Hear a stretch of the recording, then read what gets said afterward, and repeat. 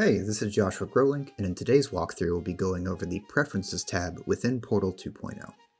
You'll start by logging into Portal 2.0, where you'll start at the Rooms dashboard, where it'll list off every controller that you have registered to your account. If you navigate to the top right of the dashboard, there's a user icon of a person in a little circle. If you click that, it'll bring up a little drop-down that will show your alert inbox, your preferences, your ability to manage users and subscriptions if you have that toggle, how you can reach our support team, and logging out. For this tutorial, we're going to click the Preferences tab in this dropdown.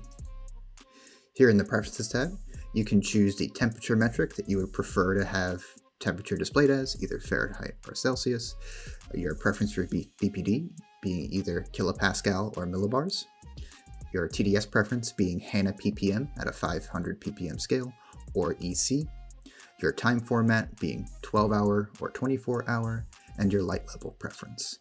Depending on the wattage of your lights, you can choose any light level preference that suits your needs, as these are all just general equations that correlate lux values to different ppfd values or par values. This concludes the Preferences tab within the Portal 2.0.